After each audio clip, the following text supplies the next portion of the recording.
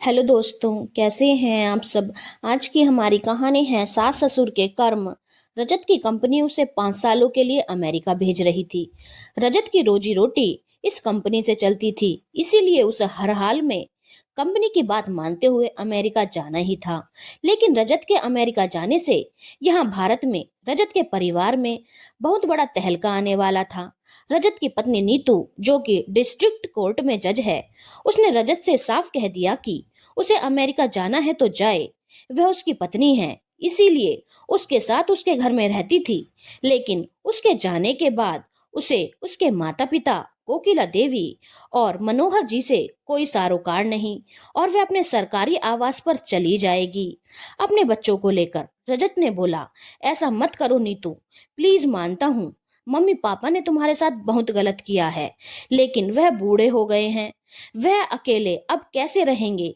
नीतू ने बोला, मुझे उससे कोई लेना देना नहीं। तुम्हें पता है, तुम्हारे माँ बाप से मुझे कोई लगाव नहीं।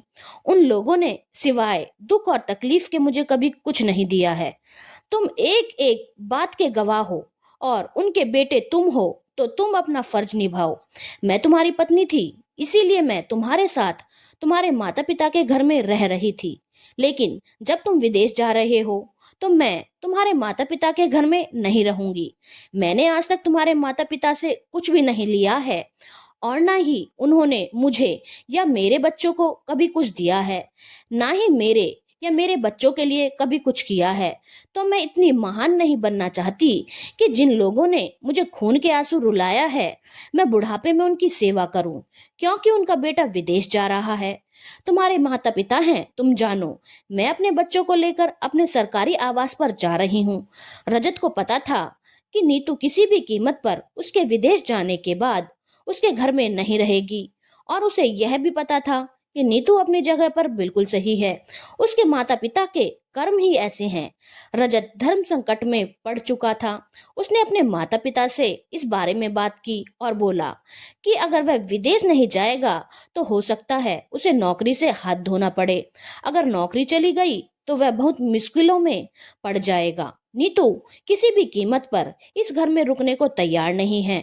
क्यों नहीं है, यह बात कोकिला देवी और मनोहर जी जानते ही थे कि नीतू ऐसा क्यों कह रही है। आखिर अपने कर्म कौन भूल सकता है। खैर, रजत का जाना भी जरूरी था।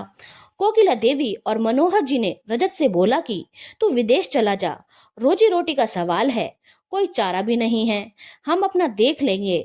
रजत 5 सालों के लिए अमेरिका चला गया, और उसी दिन नीतू अपने बच्चों को लेकर अपने सरकारी आवास में शिफ्ट हो गई। कोकिला देवी और मनोहर जी अपने घर में अकेले रह गए।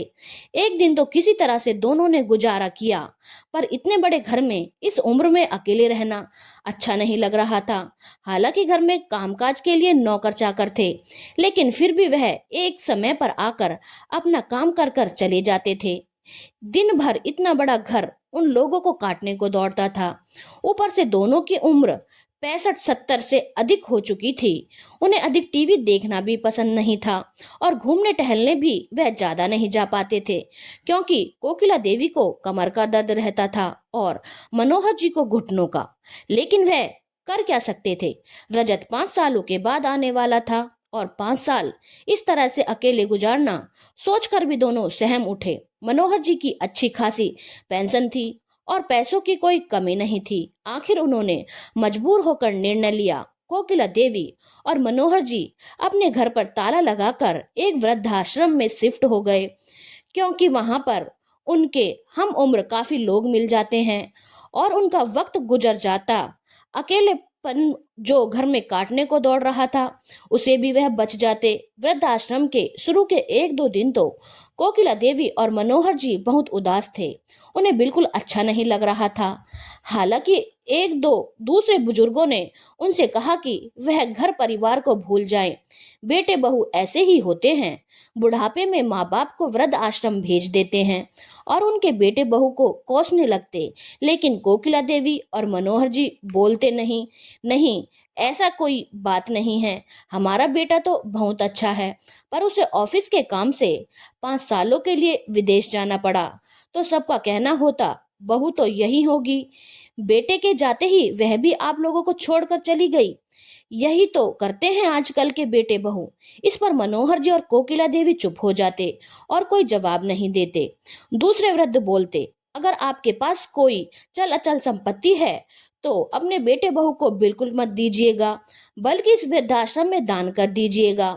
मनोहर जी और कोकिला देवी बोलते, संपत्ति तो बहुत है हमारे पास और मेरे बेटे को उसका कोई लालच भी नहीं है, क्योंकि उनके पास भी बहुत संपत्ति है। जिसके साथ जो भी हो रहा है वह सब उनके कर्मों का फल है। इससे ज्यादा कुछ नहीं बोलते और कभी भी अपने बेटे बहू की बुराइयां उस वृद्ध आश्रम में नहीं करते, जैसा कि दूसरे बुजुर्ग किया करते थे। इस प्रकार करीब 1 महीना बीत गया और अब धीरे धीरे मनोहर जी और कोकिला देवी वृद्ध आश्रम में रहने के अभ्यस्त हो गए थे और उनका मन लगने लगा था। रजत अमेरिका से फोन करके उनका हाल चाल लेता रहता था। उन लोगों ने बता दिया था कि वह लोग वृद्ध आश्रम में शिफ्ट हो गए हैं। सब तरह की सुविधाएं हैं यहाँ पर। महीने के रहने का पैसा लगता है जो कि वह आसानी से दे देते हैं और उसी हिसाब से हर तरह की फैसिलिटी दी जाती है, क्योंकि आखिर वृद्ध आश्रम को चलाने के लिए भी तो पैसों की जरूरत पड़ती है। रजत चाहकर भी कुछ नहीं कर सकता था और ना ही वह नीतू को मजबूर कर सकता था अपने माता पिता की सेवा करने के लिए। रजत बस सोच रहा था कि जल्दी से 5 साल बीत जाएं और वह भारत वापस आ जाए, ताकि अपने माँ बाप को वापस उनके घर में ला सके। इधर आश्रम में एक दिन सुबह सुबह सब लोग एक कमरे के बाहर खड़े थे। मनोहर जी और कोकिला देवी ने पूछा, क्या हुआ? तो सबने बताया कि इस कमरे में एक बहुत ही बुजुर्ग महिला रहती थी। पिछले कई सालों से यहीं पर हैं। पता नहीं कब से यहाँ पर हैं। आज उनकी मृत्यु हो गई। करीब 95 साल की उम्र थी। कभी कभी उनकी एक बेटी मिलने आती थी जो कि खुद काफी बुजुर्ग हैं। उनकी बेटी को सूचना दे दी गई है और वह आ रही है। आने में थोड़ा वक्त लगेगा क्योंकि वह दूसरे शहर से आ रही है। मनोहर जी ने अंदर जाकर देखा तो वह हतप्रभ रह गए। उन्होंने कोकिला देवी को जल्दी से अंदर बुलाया। कोकिला देवी और मनोहर जी के सामने विमला देवी की लाश पड़ी हुई थी। मनोहर जी और कोकिला देवी जोर जोर से रोने लगे और सोचने लगे, हमारे कर्मों का फल मिलना ही था। देखो आज हम खुद वहीं पहुंच गए जहां हमने माँ को भेजा था। किसी को कुछ समझ में नहीं आ रहा था। मनोहर जी ने वृद्ध आश्रम के कार्यालय में बात की और विमला देवी का अंतिम संस्कार करने की परमिशन मांगी। इस पर कार्यालय के कर्मियों ने कहा, जी हम आपको ऐसे परमिशन नहीं दे सकते। बहुत साल पहले इन बुजुर्ग को इस वृद्ध आश्रम में उनके बेटे बहू छोड़कर गए थे और एक मुश्त सारे चार्जेस जमा कर दी, जिससे यह जितने दिन चाहे इस आश्रम में आराम से रह सकती थी। लेकिन फिर कभी वह इनसे मिलने नहीं आए और ना ही कोई खोज खबर ली। हम तो उस वक्त आश्रम में काम भी नहीं करते थे। वह सारे कर्मचारी तो अब रिटायर हो चुके हैं और यह अम्मा ना जाने कितने सालों से यहीं पर थी। बस इनकी एक बेटी है जो कभी कभी मिलने आती है, तो उनकी परमिशन के बिना हम आपको उनका अंतिम संस्कार की इजाजत नहीं दे सकते। वह आने वाली है, कुछ घंटों में पहुंच जाएंगी। आप उनसे बात कर लीजिएगा। थोड़ी देर के बाद विमला देवी की बेटी शोभा देवी आ चुकी थी और अपनी माँ की लाश के पास बैठकर आंसू बहा रही थी। लेकिन साथ ही साथ सुकून भी था कि चलो माँ को इस जीवन से मुक्ति तो मिली। बहुत कष्ट देखे थे माँ ने इस जीवन में। तभी मनोहर जी और कोकिला देवी शोभा देवी के पास आए और उससे बोला, शोभा क्या मैं माँ का अंतिम संस्कार कर सकता हूँ? शोभा देवी ने हैरानी से ऊपर की ओर देखा और सामने मनोहर को देखकर हैरान हो गई। उसे पहचानने में जरा भी वक्त नहीं लगा कि उसके सामने उसका भाई भाभी मनोहर जी और कोकिला जी खड़ी हैं, जो कि विमला देवी के पुत्र और पुत्र वधू हैं। शोभा ने बोला, आज माँ के मरने पर तुम दोनों को उनकी याद आ गई? पिछले सालों में आज तक माँ की खोज खबर ली नहीं, बल्कि आज से 30 साल पहले तुम लोगों ने माँ की सारी संपत्ति हड़प कर माँ को वृद्धाश्रम में लाकर रख दिया। आज क्या लेने आए हो? क्या यह देखने आए हो कि माँ के पास अभी भी कुछ बचा है या नहीं? ऐसा बोलकर शोभा देवी जोर जोर से रोने लगी। शोभा देवी की बातें सुनकर मनोहर जी और कोकिला देवी ने बोला, ऐसा कुछ नहीं है बहन, हमें हमारे कर्मों की सजा मिल रही है। हमें तो पता भी नहीं था कि माँ इसी वृद्ध आश्रम में है। सालों पहले हमने यहाँ छोड़ा था और हम भूल चुके थे कि हमने माँ को इसी वृद्धाश्रम में छोड़ा था। लेकिन समय की मार देखो, आज हम दोनों पति पत्नी खुद यहाँ रहते हैं और आज सुबह ही हमें पता चला कि कोई बुजुर्ग गुजर गई है और देखने पर पता चला कि यह तो हमारी माँ है। बहुत गलतियां की हैं शोभा हमने, और हमें हमारे पापों की सजा भी मिल रही है, लेकिन हमें अपने पाप सुधारने का एक मौका मिला है। उसे हमसे मत छीनो, हम माँ का अंतिम संस्कार करना चाहते हैं। शोभा देवी ने बोला, हाँ कर लो माँ का अंतिम संस्कार, शायद तुम लोगों के पाप कुछ कम हो जाएं। वृद्धाश्रम में किसी को भी कुछ भी समझ में नहीं आ रहा था कि मनोहर जी और कोकिला देवी क्या बोल रहे हैं। खैर, मनोहर जी और कोकिला देवी ने विमला देवी का अंतिम संस्कार किया और उसके कुछ समय बाद शोभा देवी भी अपने घर के लिए रवाना हो गई। अब मनोहर जी और कोकिला देवी अतीत में खो चुके थे और उन्हें अतीत की एक एक बात याद आ रही थी।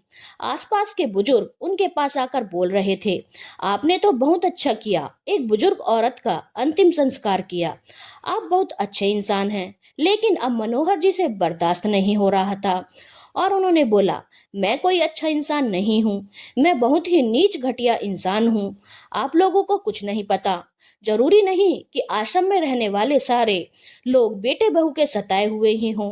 कुछ हमारे जैसे घटिया लोग भी होंगे जिन्होंने अपने माता पिता को भी सताया और अपने बेटे बहू को भी सताया, और ईश्वर ने उन्हें उनके कर्मों का फल देने के लिए यहाँ भेजा। हम अच्छे लोग नहीं हैं।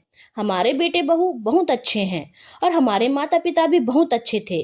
गलत हम लोग थे और उसे स्वीकारने में आज मुझे कोई संकोच नहीं।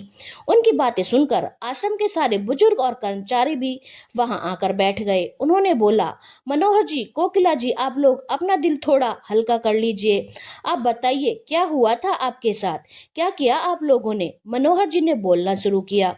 मेरे माता पिता ने मुझे पाल पोस कर काबिल बनाया और मैंने अच्छी नौकरी प्राप्त की। मेरी बहन शोभा की शादी मेरे माता पिता ने अच्छे घर में की।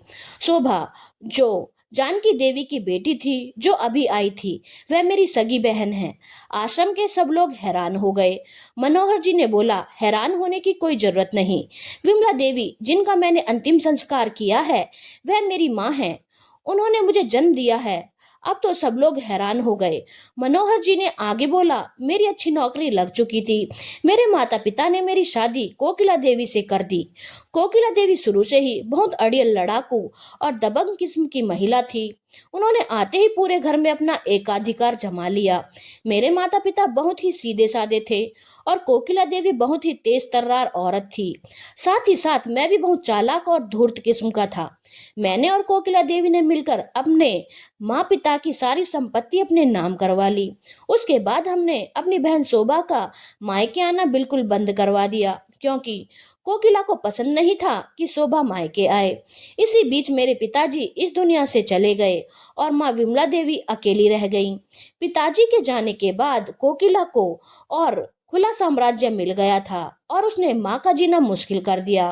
फिर कुछ ही दिनों में उसने बोला कि वह मेरी माँ को नहीं रख सकती और उनकी आवश्यकता भी क्या है घर में। और मैंने भी उसकी हाँ में हाँ मिलाई और माँ को लेकर यहाँ वृद्धाश्रम में रख दिया। एक मुश्त मैंने काफी पैसा यहाँ जमा करवा दिए, जिससे कि यह जीवन भर यहाँ रह सकें। उसके बाद हम दोनों दुष्ट प्राणी कभी अपनी माँ से मिलने नहीं आए। यह सब सुनकर वृद्धाश्रम के सारे लोग हैरान थे, लेकिन मनोहर जी और कोकिला देवी की आंखों में आंसू थे और वह बोल रहे थे, हमें हमारे कर्मों की सजा मिल रही है। देखो, जिस आश्रम में हमने अपनी माँ को रखा था, उस वृद्ध आश्रम में हम खुद रहते हैं। कोकिला देवी ने आगे बोला, समय इसी तरह से बीत रहा था और हमारा बेटा रजत बड़ा हो चुका था। उसे अच्छी नौकरी मिल चुकी थी। हमने रजत की शादी अच्छा खासा दहेज लिया था अपनी बहू नीतू के मायके वालों से। लेकिन मैं शुरू से ही बहुत अड़ियल और लड़ाकू महिला थी। मैंने बहू को एक दिन भी चैन से घर पर नहीं रहने दिया। मैंने अपनी सास के साथ भी गलत किया, बहू के साथ भी। ना उसे कभी ढंग से खाना खाने दिया, ना कभी ढंग से आराम करने दिया। हर वक्त घर पर कामों में फंसा कर रखती थी। किसी तरह से बेचारी जीवन काटती थी। बेटे को मैंने और मनोहर जी ने हमेशा इतना ज्यादा प्यार दिया और उसे करीब रखा कि वह हमारे बिना रहने की सोच भी नहीं सकता था। लेकिन वह अपनी पत्नी से भी बहुत प्यार करता था। बेटे को हमने मजबूर कर रखा था कि अगर वह हमें छोड़कर जाएगा तो हम दोनों जिंदा नहीं रह पाएंगे। इसलिए वह पत्नी और हमारे बीच फंस चुका था और हम उसकी पत्नी को खून के आंसू रुलाते थे। इस बीच मेरी बहू 2 बार गर्भवती हुई। पूरे 8 महीने तक मैंने बहू से घर पर सारे काम करवाए और 9वें महीने में डिलीवरी के लिए उसे मायके भेज देती थी, ताकि मुझे बहू और उसके बच्चे के लिए कुछ करना ना पड़े। और 9वें महीने में बहू भी घर का कोई काम नहीं कर पाएगी। यह बात मुझे बहुत अच्छे से पता थी। डिलीवरी होने के बाद जब उसकी माँ अपनी बेटी और उसके बच्चे का पूरा ख्याल रखकर उन्हें तंदुरुस्त कर देती थी, तब मैं उसे तुरंत मायके से ससुराल बुला लेती, ताकि वह आते ही घर पर सारे काम संभाल ले और मैं आराम से अपना हुक्म चला सकूं। कभी भी मैंने अपनी बहू को चैन से सांस नहीं लेने दी और ना ही अपने पोते पोतियों की आज तक मैंने कभी मालिश भी की है। अपनी बहू को सताने और उसे खून के आंसू रुलाने में पता नहीं मुझे क्यों बहुत मजा आता था। इस तरह से नीतू की और रजत की शादी को 5 साल बीत चुके थे और उनके 2 बच्चे हो चुके थे। नीतू पढ़ने में बहुत होशियार और दिमाग की तेज लड़की थी और इस बारे में मुझे कुछ भी पता नहीं था। नहीं तो मैं इतनी घटिया किस्म की महिला थी कि मैं उसे कभी भी आगे नहीं बढ़ने देती। कोई ना कोई रोड़ा तो मैं लगा ही देती। दिन भर मैं उसे बहुत परेशान करती थी और कभी चैन से रहने नहीं देती थी, पर रात में वह जाकर पढ़ाई किया करती थी। यह बात मुझे बिल्कुल भी पता नहीं थी। अपनी मेहनत के बल पर 3 साल पहले उसने पीसीएस की परीक्षा पास कर ली और जज बन गई। यह बात पता चलने पर भी हमने घर में बहुत हंगामा मचाया कि नीतू नौकरी नहीं ज्वाइन करेगी, लेकिन अब नीतू अड़ गई थी। अब तक मेरे अत्याचार से वह मजबूत पत्थर बन चुकी थी और काफी तेज भी हो चुकी थी। उसने साफ साफ कह दिया कि नौकरी तो वह हर हाल में ज्वाइन करेगी, भले ही इसके लिए उसे अपने पति से तलाक लेना पड़े, और अब वह अत्याचार को नहीं सहेगी। पहली बार नीतू का यह रूप हमने देखा था। रजत ने भी नीतू का साथ दिया और बोला, माँ, उसने अपनी मेहनत के बल पर इतना बड़ा पद प्राप्त किया है, हमें कोई हक नहीं हम उसे रोकें। यह उसकी जिंदगी है, वह स्वतंत्र है, जो चाहे कर सकती है। लेकिन माँ, जितना प्यार मैं आप लोगों को करता हूँ उतना ही मैं नीतू को भी करता हूँ। मैं बहुत अच्छे से जानता हूँ नीतू के साथ आप लोगों ने कम अत्याचार नहीं किया है, पर उसने आज तक आप लोगों का हर अत्याचार मुंह बंद करके सहा है। आप लोग यदि चाहते कि आगे सब कुछ ठीक ठाक से चलता रहे तो अब नीतू के पीछे पड़ना बंद कर दीजिए और जैसा वह चाहती है उसे करने दीजिए। नहीं तो अब वह ज्वालामुखी बन चुकी है और अगर वह फटी और उसके आक्रोश का लावा बाहर निकला तो हर कोई झुलस जाएगा। मुझे और मनोहर जी को समझ में आ चुका था, अब हमारा जोर नीतू पर नहीं चलने वाला। नीतू को सरकारी आवास मिल गया था और वह उसमें जाकर रहना चाहती थी, लेकिन रजत से वह बहुत प्यार करती थी, क्योंकि रजत ने हर कदम पर उसका साथ दिया था। इसीलिए सिर्फ रजत के खातिर वह उसके साथ उस घर में, यानी कि हमारे घर में रह रही थी। लेकिन अब वह हमारी कोई हेकड़ी नहीं सहती थी और हमें भी पता था वह जज बन चुकी है, तो हम भी अब उससे ज्यादा नहीं उलझते थे। लेकिन इस बीच हमारे बेटे को ऑफिस से 5 सालों के लिए विदेश भेज दिया गया। उसकी नौकरी का सवाल था, तो उसे तो हर हाल में जाना ही था। नीतू ने साफ बोल दिया कि वह रजत के माता पिता का ख्याल नहीं रख सकती, उसे हमसे कोई लेना देना नहीं था और वह अपने बच्चों के साथ सरकारी आवास में शिफ्ट हो गई। इतने बड़े घर में हम अकेले नहीं रह सकते थे, इसलिए हमने घर पर ताला लगा दिया और हम वृद्धाश्रम में आ गए। लेकिन हम वृद्धाश्रम में आए, यह हमारे कर्म का फल था, क्योंकि हमने भी अपनी माँ को यहाँ भेजा था। और समय की मार देखो कि हम खुद उसी वृद्धाश्रम में आ गए। कोकिला देवी रोते हुए बोली, मैंने एक माँ से उसके बेटे और पोते को अलग किया था। आज मुझसे भी मेरा बेटा बहुत दूर जा चुका है और अपने पोते पोतियों से भी हम बहुत दूर आ चुके हैं। हमें हमारे कर्म का एक एक फल मिल रहा है। कहने को हमारा भरा पूरा परिवार है, लेकिन हम अकेले हैं। भगवान की दया से हमारे पास पैसों की कोई कमी नहीं है, लेकिन उन पैसों के बल पर हम अपना परिवार वापस नहीं जोड़ सकते। आज हमें हमारे कर्मों का फल मिल गया है और हमें बोलने में जरा भी संकोच नहीं है कि जरूरी नहीं वृद्धाश्रम में रहने वाला हर बुजुर्ग बेचारा और बेटे बहू का सताया हुआ हो, जिसके साथ परिवार वालों ने अत्याचार किया हो, बल्कि वृद्धाश्रम में रहने वाले कुछ बुजुर्ग हमारे जैसे कुकर्मी भी हो सकते हैं। इसलिए जब तक सिक्के के दोनों पहलुओं को न देखो, कभी भी किसी नतीजे पर मत पहुंचो। हमारे बेटे बहू बहुत अच्छे हैं, गलत हम हैं, कहकर मनोहर जी और कोकिला देवी जोर जोर से रोने लगे। और वृद्धाश्रम के सारे बुजुर्ग हैरान थे। और कुछ बुजुर्ग अपने अतीत में भी जा चुके थे। उन्हें भी अपना अतीत और अपने कर्म याद आ रहे थे। धन्यवाद दोस्तों। अगर आपको कहानी अच्छी लगी हो तो चैनल को लाइक, शेयर और सब्सक्राइब करना ना भूलें।